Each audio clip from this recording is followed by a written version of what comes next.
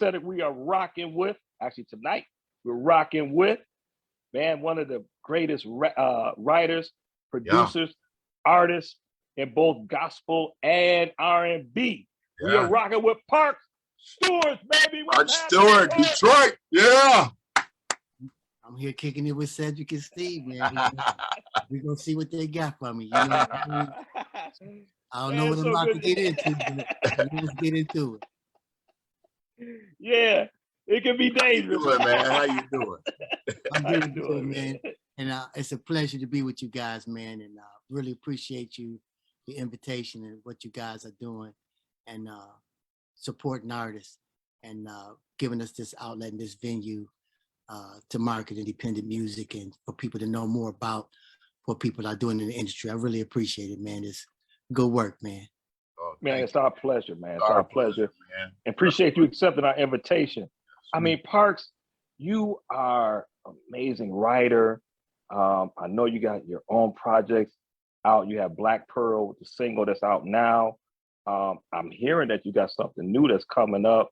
Talk to us a little bit about, Black Pearl and what motivated that single, as well as what you have that's coming up new. Yeah, Black Pearl was the motivation was what the inspiration was my wife. I had been teasing her, and we go back and forth. And I said, "I'm getting ready to write you a song," and we go back and forth. And I said, "No, I'm getting ready to write a song for real." Me and the founder of Eat Music, Edward Armstead. Oh, okay. We was on the flight back, and he was saying to me, he said, we need to do a song kind of like an anthem for women, for women of color. I said, yeah, man. I said, I'm already got something in mind. And I said, we'll start working on that. Then one day I was just in the car and dropped in my spirit. I tease my wife all the time. I have a nickname for her, and I call her Coco Mama. So I just started singing C-O-C-O. M-A-M-A, and that's all I had. C-O-C-O-M-A. And then it just came, Chocolate Lady, Black Pearl. And I looked up the uniqueness of a Black Pearl. It meant strength, it meant wisdom, it meant prayer, it meant it deals with intellect, all these different things that were in a Black Pearl. And when the song came out, even though she inspired it, and all I did was talk about the attributes and the characteristics that she had. And then I thought about, she's a lot like my mom, and what my mom did and how she had those same characteristics. I started thinking about the generation of Black pearls, and that we needed to remind our African queens of who they were, because we got a lot of misogyny out, and I didn't want to do what's out there already. There's enough of misogynistic stuff out, and I wanted them to understand that we still have men who believe in treating their African queens like queens. We still believe in chivalry. We still respect. There are some brothers out there that are kings, that walk like kings. Right. God, and that have respect and do honor women, and don't buy into the stereotypes of what they see portrayed with just one side in a video, or what they see one side of music and not the rest. And not to put anybody down for what they're doing in a creative way, but my creativity is inspired by God first, and then it filters down to the inspiration or the expression of the soul. And once we express that in its purest form, it will impact the world. And I'm trying to bring about a positive change in the world. I'm trying to make a difference wherever I can. And I feel like music is a vehicle that we can all ride to that promise of purpose, that we can impact the world and let people know we still got strong Black men. We still have strong men of color who take the head. We have strong men of color who respect their African queen. Right. We're going to raise some more princes and more princesses, and we're going to make it tight. So that was the inspiration for it, and that's the reason for Black Pearl. Beautiful, man. And so new projects, I know you got something new that's going to be coming soon. Talk to us a little bit about that, or can you talk to us a little bit about I can. I'll give you bits and pieces. I'm into this thing where I'm trying to connect history where I always say history is his story. that? And if I can get people to follow his story, because there's no history without him. And so what I do is I go back and I channel all the influences of my past. Like I'm going to do covered songs of people that I listened to in the past. You know, I was raised in R&B, and the songs told stories. And my greatest inspiration in singing came from people like Stevie Wonder, Donny Hathaway, DeBarge, Whispers, Detroit, the Dramatics, of course, the Temps, the Four Tops, Motown, my favorite, Marvin Gaye. Yeah. You know, Sam Cooke, you know, all these different people that Blue Magic, Stylistics, Delphonics, you know, I'm going all the way back, man. I'm going way back. When I was a kid, my father played them for me. You know what I'm saying? Right. I'm going all the way back to where the sounds emulated from so that people can check out why they did what they did. You know, don't just study the art of it, but study the soul of it. Why did it feel the way it felt? Why did you feel a certain way when they sung it and put that music to it? Because it was an expression of the soul, and I'm big on that. And so my whole thing is to remind people and pay tribute to those that came before me that I learned from, and hopefully it'll keep it alive, and they will consider the source of why we do what we do, versus just doing the art form of it. So I'm gonna reach back, man. I might get some Delphonics. I might get some Dramatics. I don't know, man. I'm gonna get something. I got one coming. I ain't gonna tell you who it is, but you're gonna love it. It's gonna be one of those favorites that you heard, and you know you're gonna love it. And I'm trying to do it where I don't take away from the artist that did it. I don't want to change it too much. I want to pay tribute to them and then put a little bit of who I am and my uniqueness in it. And you know, because I learned from all these guys, and I want them to understand how much we appreciate them, and then give a history lesson all while I'm doing it, and let them know we just really doing the same old new thing. That's what I call it. That's what's up. Yes. So I guess I'll be doing cover tunes, releasing singles, and then I got an EP coming out. I can tell you the title of it's going to be called Love Forever. And it's going to have a trilogy in it where it's going to tell a story with 3 songs that tell a story and bring you through, take you on a journey and bring you through the essence of love. And it's going to be called Love Forever. And that's the most I can give you. I might have said, Steve, we I might appreciate that. much, baby. I might have said too much. Yeah. You might have said too much. I love it, man. We appreciate that, bro. We'll take it. We will take it. Parks, you know, man, you have written for Yolanda Adams, the legendary gospel group Commission, 112, Dave Hollister, Ashanti. I mean, the list goes on and on. One of my favorite tunes that you wrote, Ordinary Just Won't Do. I love that song, bro. Yeah, it's a great song. You've had such a career, man. You know, we know where your inspiration is coming from, but talk to us a little bit about just what it's meant to you to have had such an impact, man, in writing in both gospel and R&B. Oh man, I can tell you this. You know, you never know what you're doing. You kind of fall into it. It's almost like you're destined to do it, and something drives you. I think music saved me from the street. Detroit. I didn't know a lot about church. You know, I was in a rough neighborhood in Detroit, and I think music was cathartic for me. Whenever I lost my way, somehow the Lord would use music to bring me back. And that's where I found my peace, because it was so much chaos on the street. I always thought I was going to die early, man, because I was watching people go to prison and die early, and I was into too much stuff. And the Lord used music to keep me on track. And then I was in an R&B group, and I was fortunate enough to have a conversation with Levi Stubbs of the Four Tops. Oh, wow. Yeah, he came to my house, and I was doing R&B then, and he gave some real good advice about R&B music, the industry. I learned so much from that conversation. And shortly after that, I gave my life to Christ. And back then, you know, you couldn't do R&B. Once you did, right.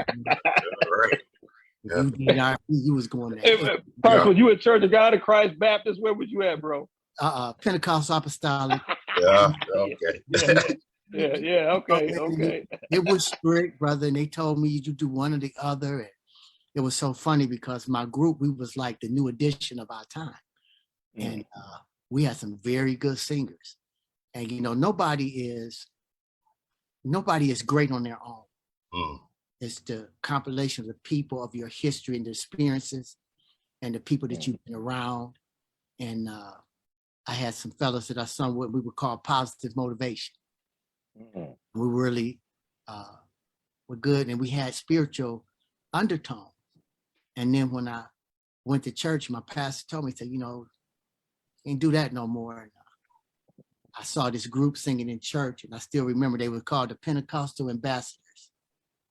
And I heard them, and then I heard this group called the Testimonials. Lions. Testimonials. It's called the Lions. When I saw them, I was like, hey, that's what I do right there. That's what I do. And I went to my and I said, man, why can't I do that? He said, well, you can. He said, but you do it here. And then I was Eric Bryce, who is also a writer. He wrote Don't Worry on Me with Commission and You Can Depend. He was playing guitar. He's played for Chaka Khan. He's played for Stephanie Mills, Babyface, Commission, Clarks, Thomas Whitfield, you name it, he's played for him. And he was playing for the Clarks at the time. And he came home, and we were next door. We were childhood friends. And he moved down south and came back, and he was playing fluently, man. And we sat down. He said, man, let's do some music. And I was singing, and I cut my first song with Eric Bryce at a studio, and we took it around, and they said it was too cutting edge. We loved it. Yeah, they said we love it, but we can't we can't take a chance on it. And this was before Commission. Wow. This was maybe about, this was like 3 or 4 years before even the Commission. And they said it was too cutting edge. And so then I just kept cutting music, and I didn't know what they meant because I didn't know a lot about gospel. The gospel I listened to was Walter Hawkins, Rance Allen, you know, and it was Andre Crouch. Right. Cutting edge, no. They were. I didn't know. That's all I knew, you know. So I'm in that vein. That sounds good to me. Right. You know? And then I met Mitchell Jones. Everybody kept saying, man, you need to meet Mitch. You know, he play ball, man. You do this, you play ball. Y'all act alike. Y'all sound alike. Y'all this, you that. So one day I heard Mitch at his church. He was doing something, and I heard him. And we met in the fellowship hall. There was a piano out there. And man, we started laughing and joking. And we talking about we're going to go play ball. And we sit down at the piano. And I was showing him some songs. And Mitch could play better than I could on keyboard. And so I'm a lyricist. That's what I do, you know. And every song that I ever wrote, I wrote from experience of something that I was going through. And so by him being melodic, he played melodies like a singer instead of just a keyboard player. And anybody that knows music know what I'm saying. And so that's why these songs captured, and they're so melodic, because the chord frame was around the melodies and whatever we had. And so I remember Ordinary Just Won't Do. I was kind of contemplating divorce. And, you know, divorce was taboo back then, too. It's like I was breaking all the rules, bro. Breaking all the rules. You know, you can't get a divorce, do this. And I was battling that and going through. And that's how the lyrics the Lord used, Ordinary Just Won't Do. And that's why it feels the way it feels, because it came from my pain, but the deliverance that God brought to soothe that pain and bring me out of what I was in. And so when we sat down and I wrote those lyrics and we did that song, like I said, I met Mitch, I met Fred, Brooks, you know, the whole crew, and they had already did their first album. And it was funny because before they did the first album, I had already written Victory. And Oh, wow. Wow. Wow. I wrote Victory, and Daniel Winans was with us, and it was me, Daniel, and his cousin Dwayne Whitehead, good friend of mine. He can blow too, man. There's a bunch of singers, a lot of talent, and they came up, and we were showing them Victory, and Daniel stopped and he said, "Hey, man," he said, "you write just like Peanut." Well, you know, Peanut is Marvin Yeah. Wine. Brother. Yeah, Marvin Winans. Yeah. Bishop. Yeah. Right. You know, Right. they called Bad boy too. Wow. yeah, Yeah. they called him Peanut. Yeah. And so he said, "Man, you write just like you write like Peanut, man." He said, "What you doing with that song?" He said, "Nothing." He said, "Man, I'm gonna take that song to Peanut, man. They working on a new album now. They'll do this song right here."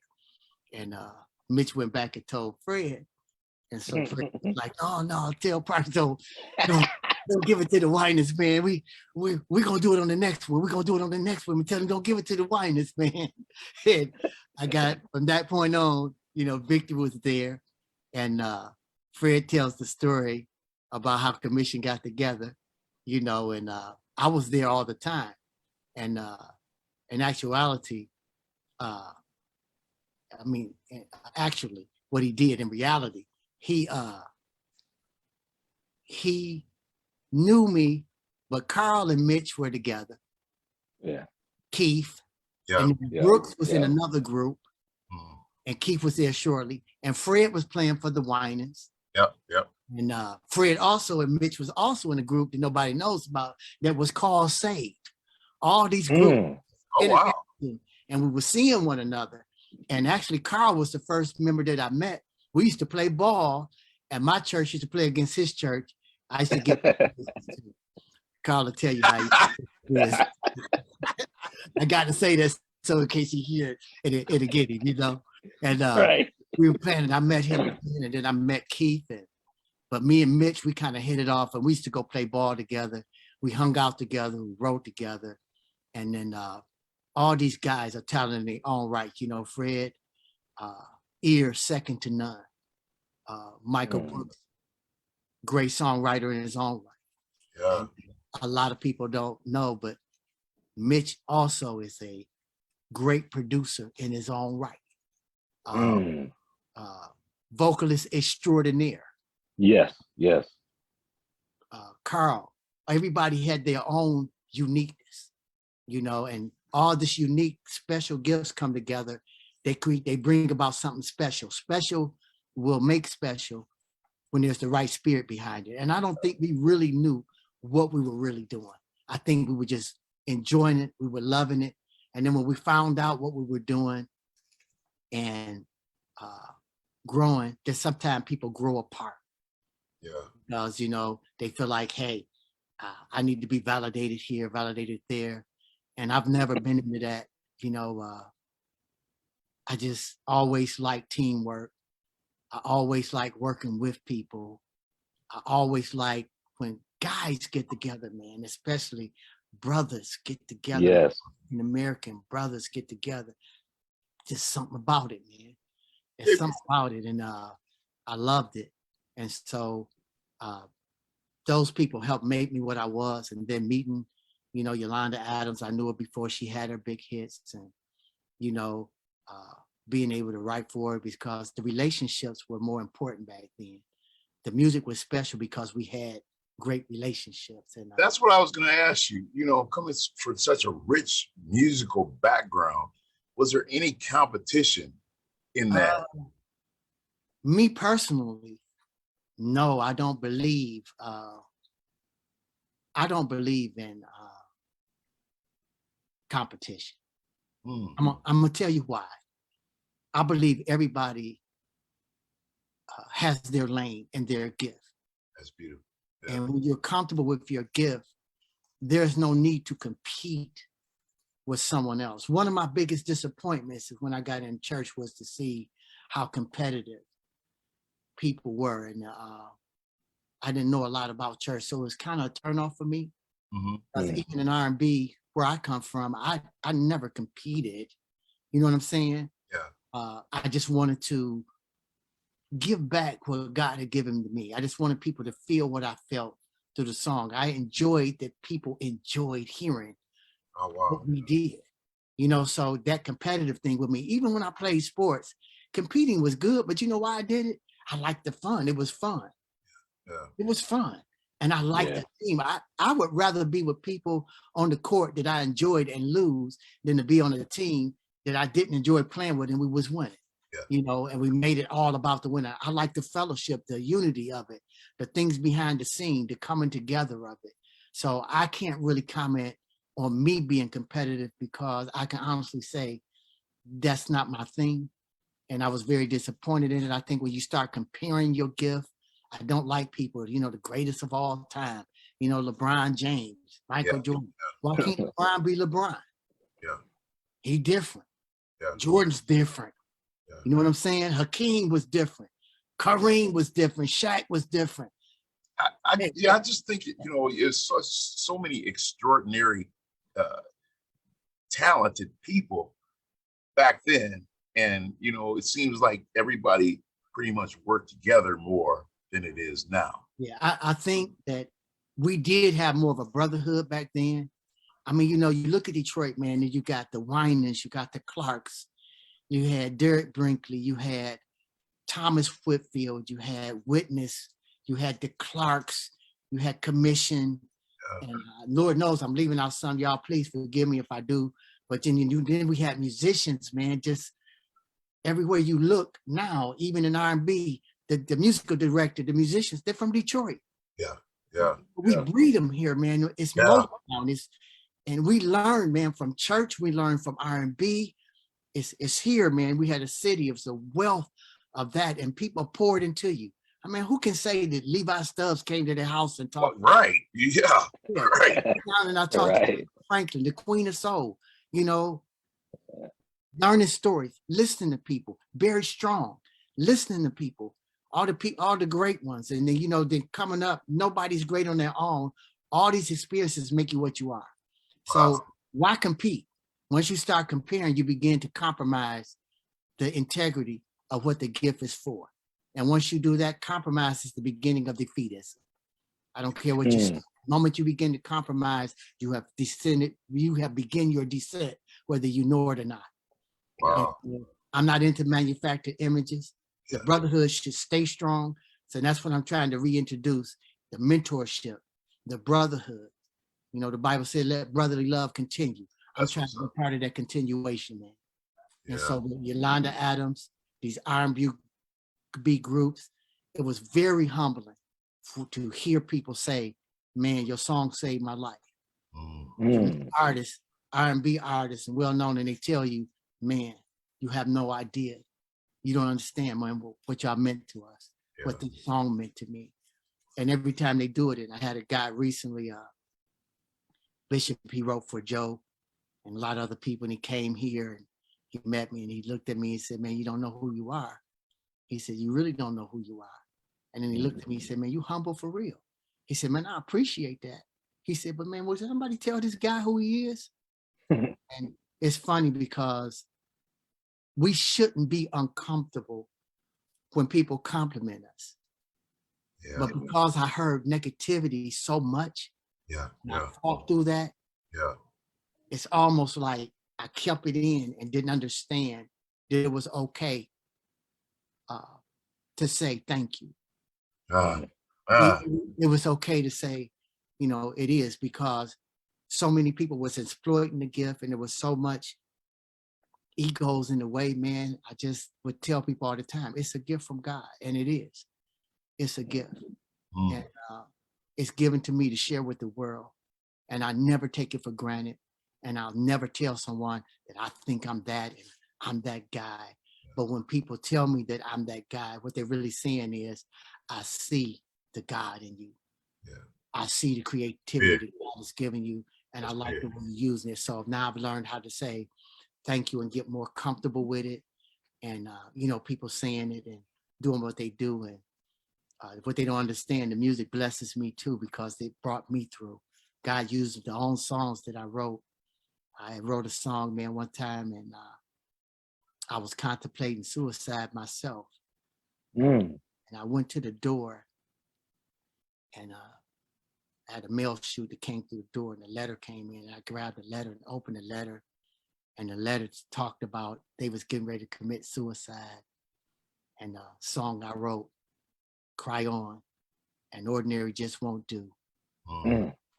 stop them from committing suicide. And they wanted to just thank me. So they got my address and wrote me, and didn't know that letter came to me when I was feeling like that at that particular time. And God Wow. owns Wow. testimony of somebody else to help the writer of those songs. So you never know how the gift is going to work, man. And people look at your gift, but they forget God is trying to build character to house that gift. Man, that's big. Woo-hoo. And the Wow. struggle that we can have in trying to build our character when you're different. A lot of times you don't have anybody to talk to. Commission was doing things for the first time. Who was we going to talk to when we was Yeah. doing something that hadn't been done before, in a way that hadn't been done before? And so the mentorship is important, and that's what I'm trying to provide today. I want to connect. I want to be the nexus or the linking point so that people who are gifted, people who are different, won't look at it as something negative, but will look at it and embrace their uniqueness and understand that special is not always received by their peers because of envy, because of competition. Yeah. Yeah. Also, there are a lot of people that have been maturated with mediocrity, and they don't understand quality when they hear it. So you have people following trends instead of trying to do something for a market, instead of staying true and authentic to what you're doing. The Man, authentic, that's huge. the authentic are going to rise, and the disingenuous are going to take a back seat to the authentic in this upcoming era. And you can see the trend happening now in all the arts, and people are fighting to maintain their gimmicks, but gimmicks will always yield to the original. You know, the original is the original. And all I'm doing is just repeating the same thing Stevie did, the same thing Donnie did, the same thing Sam Cooke did, all the way back to Nat King Cole. You name it, we're just repeating what they did in the spirit in which they did it, in its purest form. When it's in its purest form, you will find God. And that's how I connect R&B and gospel, because if you're going to tell me that these 3 words by Stevie Wonder doesn't move you, then I don't know what's wrong with you. Yeah, buddy. If you listen to the Devil album that changed a lot of people's eyes, Songs in the Key of Life, Yes, sir. you don't know nothing about Marvin Gaye, what's going on. If nothing on there moves you, then you won't understand me. So I know the source in which it came from. These guys contributed what they did, what they contributed to us. They say that the Lord gave them something special for them to do those albums. They say it outright. And so I understand where it comes from. I understand the journey. I understand the purpose in which it's given. And I feel like I'm commissioned to do that. Commissioned to do that. You know, and so I just want to give back, man, what God has given, and really get us to walk in that thing that's special that everybody has. I want everybody to see that they have something special in them. I'm trying to be better, help everybody else be better, and introduce them to God that can make us all better. Beautiful, man. That's beautiful. Wow. You know, Parks, how did you come about working with 112 and writing that song? I think it was a part of the homegoing for Biggie. Yeah, and actually, man, what happened was 112, they love Commission, man. They are big Commission fans.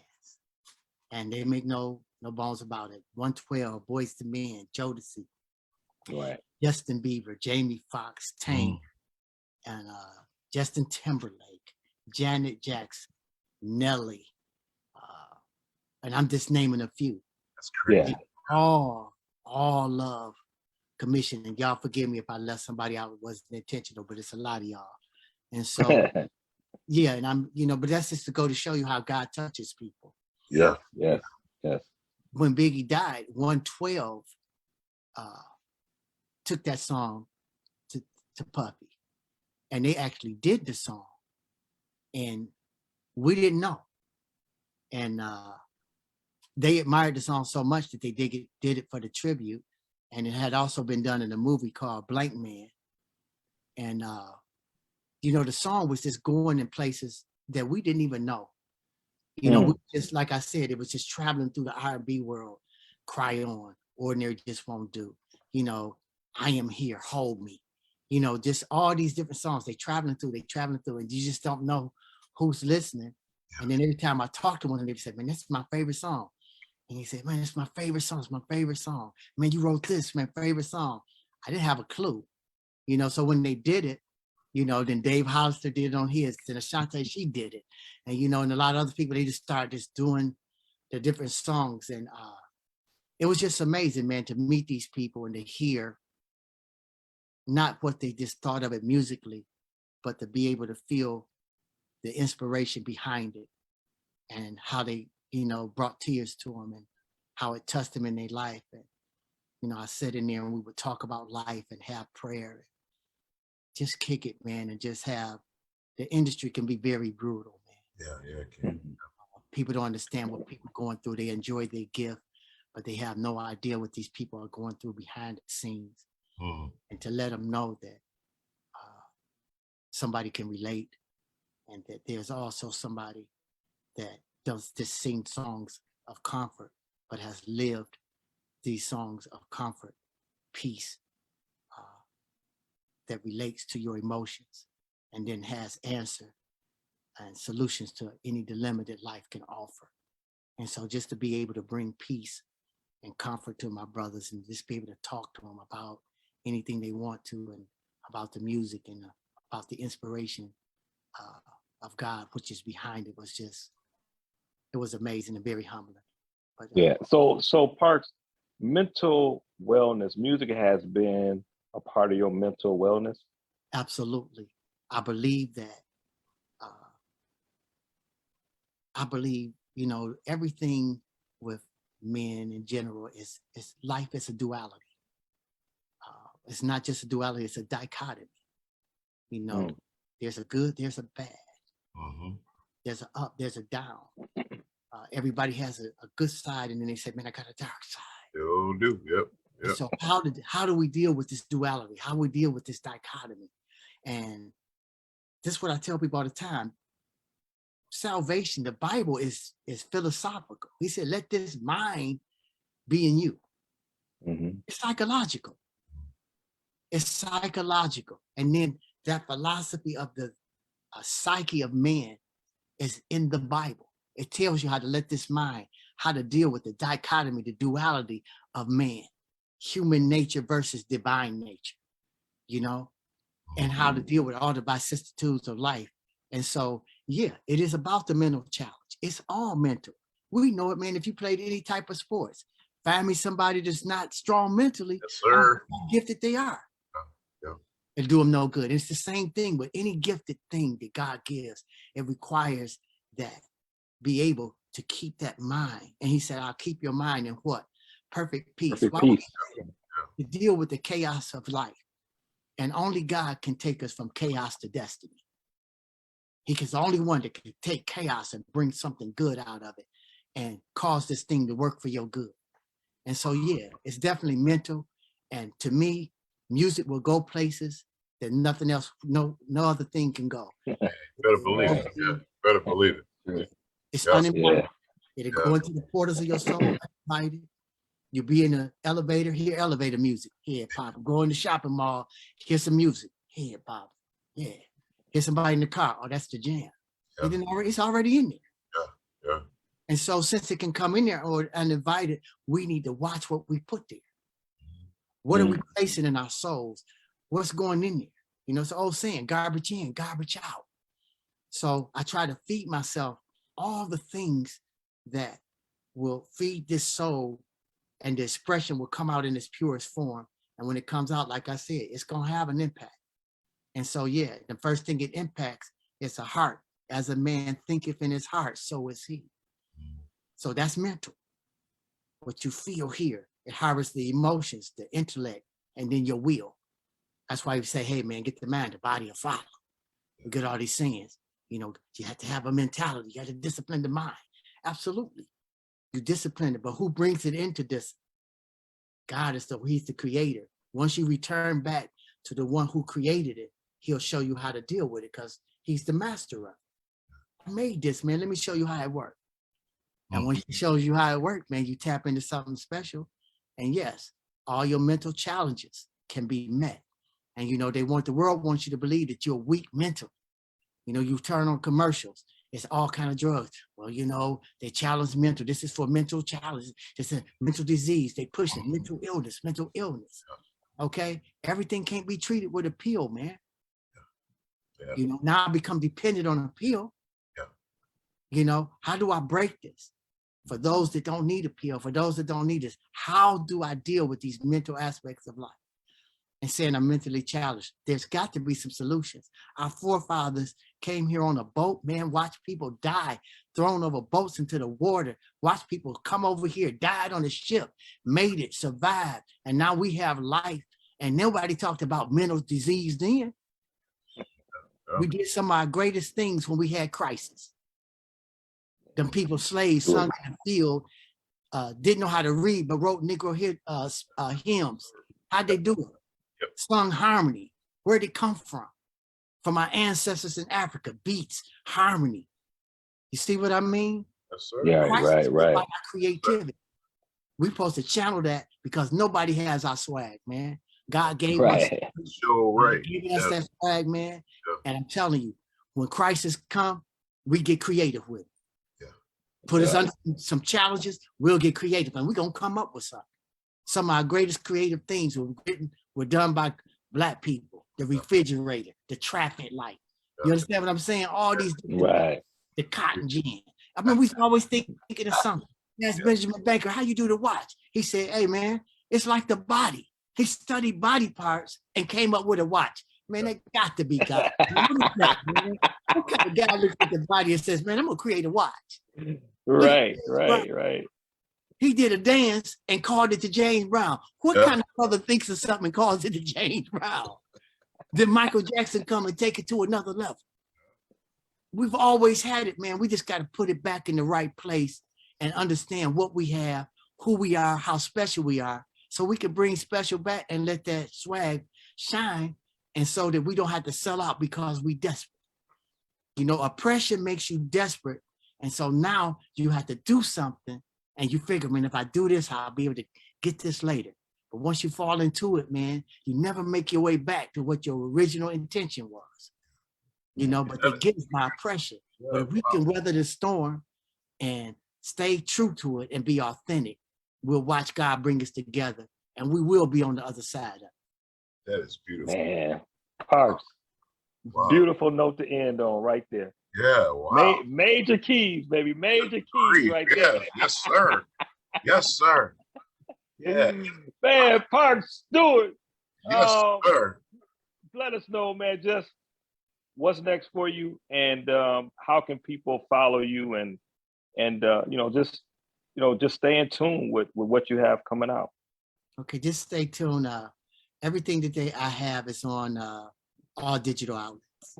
You know, from Amazon to Spotify to iTunes, you know, you can find all those things. And then Eat Music, E.A.T Music Group, Eat Music Group. Everything is going to be on that page. All things Park Stewart is going to be on eatmusicgroup.com. And so everything I'm going to start doing is going to start going to that particular thing because we want to be able to provide whatever person needs without having to go through another channel. You can just go directly to it and get all things Park Stewart, you know, from music to, you know, t-shirts, hats, anything you need. All things Park Stewart and Eat Music will be there. And beautiful. And I really appreciate y'all, man. And like I said, just keep looking out. It's because of y'all that we're able to keep music alive and keep it in the ears of real music lovers. Thank you so Thank much. you. I got one last Thank you so question. much. One last question. Who would you like to work with? Mm. You know, it's three. I've always been a Terry Lewis Jimmy Jam fan. Oh yeah. Wow.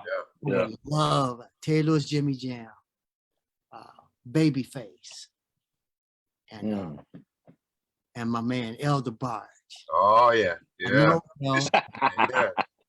I got to do something with Elder Barge, man, and I would really like to work with those. Now, several people I love to work with, but those three, I just have a special thing for. You know, I'm a big respect for Terry Lewis and Jimmy Jam for what they do. Babyface, because they always said that we had similarities even before he became quote unquote Babyface.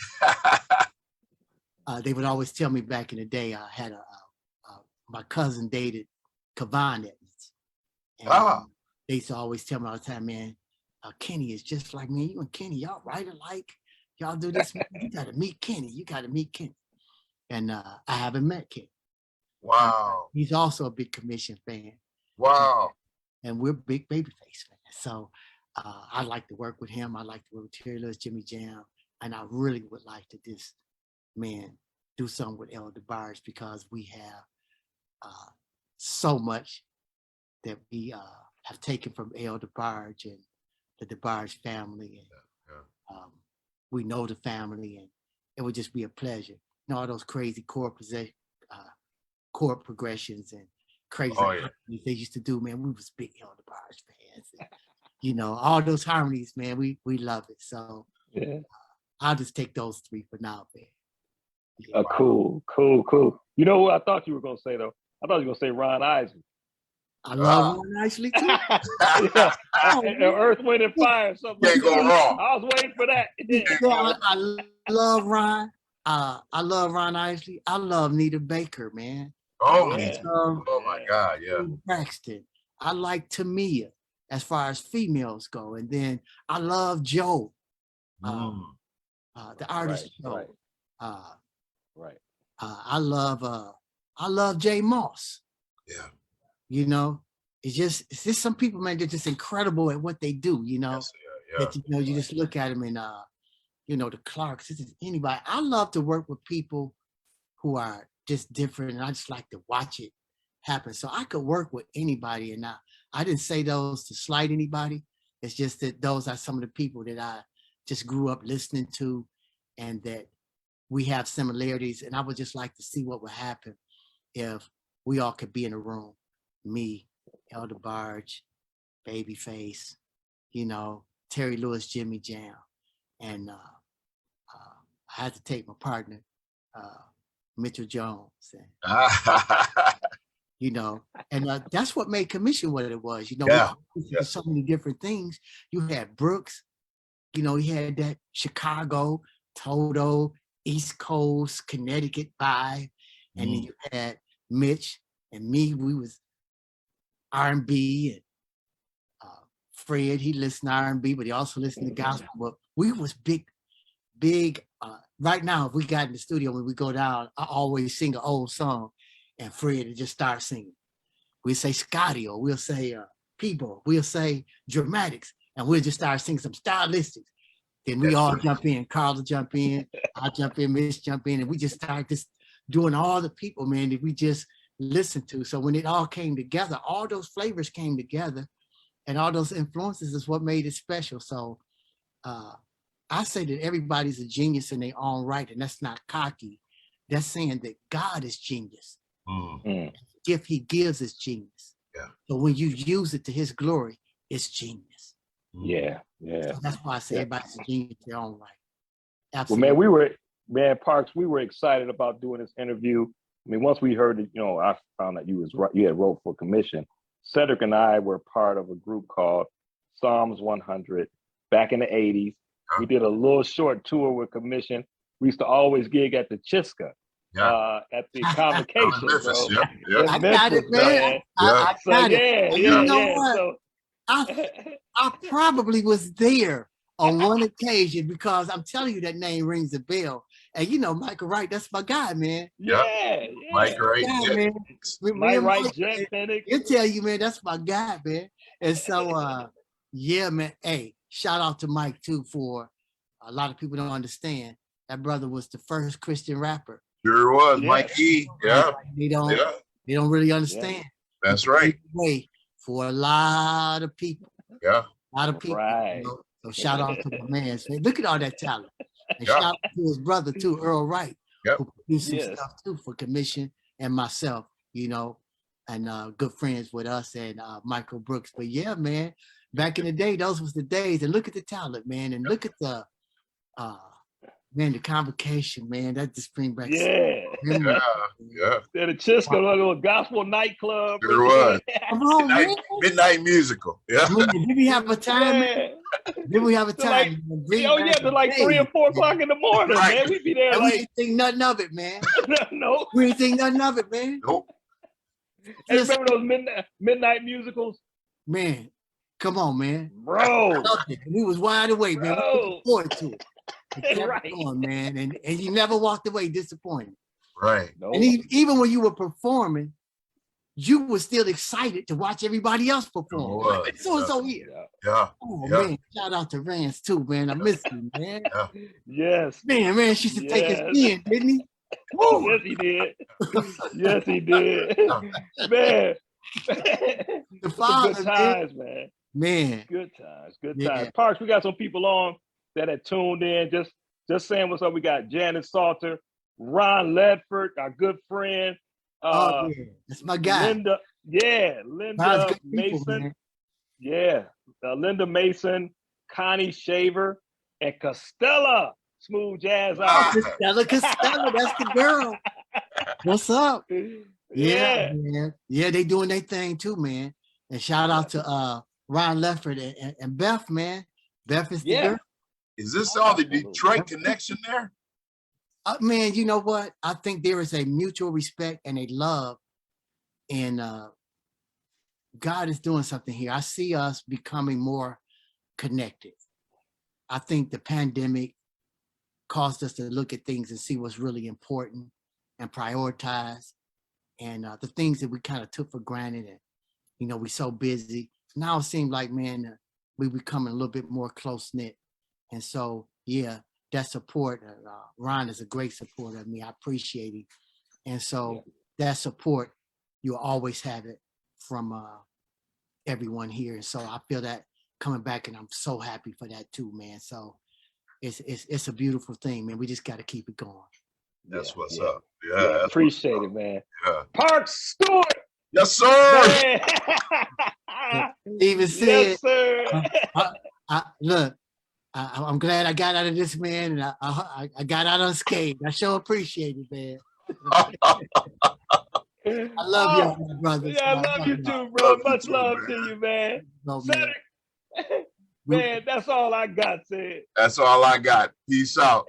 All right, peace, man. I'll Park, see y'all take soon, care of man. yourself. Yeah. Take care of yourself, Park. Be safe. You got it. We family, man. Love y'all. Yes, sir. Absolutely. I love you too, bro. All right, Peace. I'm out of here. All right. All right. Later.